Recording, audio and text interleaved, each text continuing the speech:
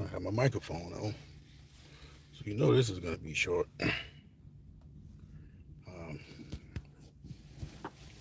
can't stay long. I shouldn't even do this, but I got 5 or 6 minutes. All right, this is Sports for Real with Coach Hall. I just had a few minutes to try to squeeze in a real quick live. I saw today where the Jaguars owner made a comment when questioned about what goes into selecting his next head coach. He basically alluded to the fact that Aaron Rodgers had a whole lot of say in the coaching carousel or selection process of the Jets and who stayed and who went and how it backfired on the Jets. And he said, well, it's not going to go down like that in Jacksonville. He's basically saying that Trevor Lawrence won't have much of a say. He may have some input, but ultimately it's up to the general manager and the owner to determine who's going to be the next head coach. And Trevor Lawrence won't be one. But as you already know by now, Doug Peterson is out. You know, as I think about Doug Peterson, I look at the way he's been looking the last couple of weeks. It seems like he's aging right before our eyes. And I think by him getting fired, that might just be the best thing that ever happened to him. At least he's got that weight off his shoulder. All those close losses they had. You know, you almost rather get blown out than keep losing close games one by one like they were doing. And I think that Peterson, he's probably not very happy that he got fired. But in the long run, he's going to look back on it and say maybe it was time for a change. The fans, they definitely wanted it. And more so than Peterson being fired, they also wanted Trent Baalke to go, the general manager. And he doesn't have a very good reputation around the league. Nobody really wants to work with him. Even some of the guys who are applying for the job to work with the Jaguars have expressed, um, not openly, but they have said that they don't want to work with the guy. So if you got this kind of toxic situation and you trying to change your culture, I think you should flip the general manager as well. But by keeping the general manager, I don't see a whole lot changing. But I will say this: Peterson put a lot into himself getting fired simply because he wanted to hang on to that guy, Press Taylor.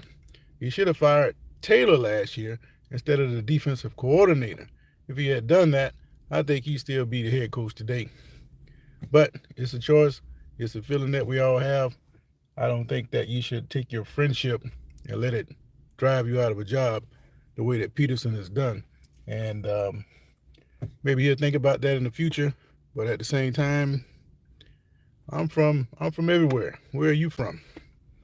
But right now I'm in Florida, talking about the Jaguars. I don't have a whole lot of time, so I'm just coming in and chiming on a few things I heard about Trent Baalke and the joke that the owner, Shad Khan of the Jaguars, made about Aaron Rodgers.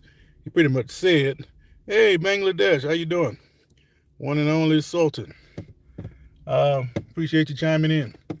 Um, he pretty much said that he's not going to allow the players to make um, have a heavy input into their coaches, and he was suggesting that Aaron Rodgers had a say into what went on behind the scenes with Robert Saleh getting fired. And it may not have had anything to do with Rodgers because Saleh didn't like the owner, Woody Johnson. And I think once the owner got wind of that, that was going to be the end of that. So he's gone. Doug Peterson is gone. So now the question is, who are they going to hire? They have requested to speak to Ben Johnson.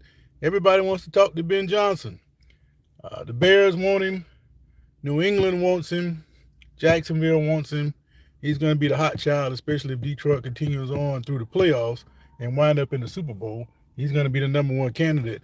He could have had a job this year, but he decided to stay in Detroit. And he felt like he had unfinished business to attain. And it seems to be working out for him pretty good right now. But the Jaguars, everybody was talking about Bill Belichick.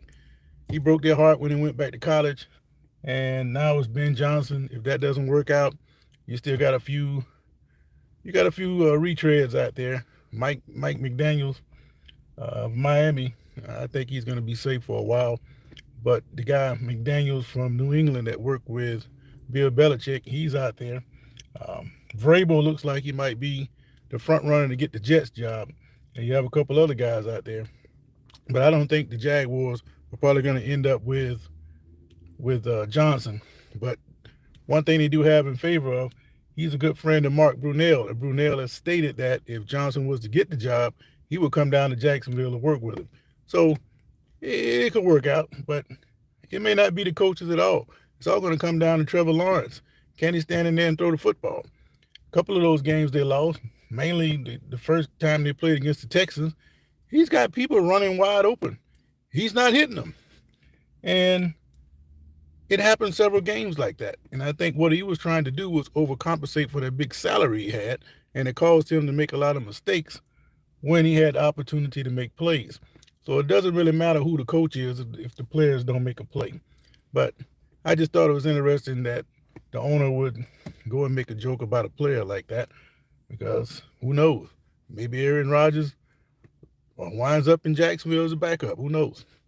A lot of questions to be asked. But I originally had wanted to come on today to talk about the NIL situation in college. So I'm going to table that for tomorrow. But tonight, I'm going to have a little high school basketball running live as long as my signal holds. So it'll be a little bit different diversion from just being a talking head all the time. So I appreciate all of you who might have stuck your head in and see what was going on. And I'm going to try to keep this content going and try to improve it as we go along. And until then, got to go work this basketball game. And tonight, I'll be trying to film live if I have a signal. So until then, wherever you are in the world, have a great day, and especially one and only Sultan from Bangladesh. This is Sports for Real. I'm out.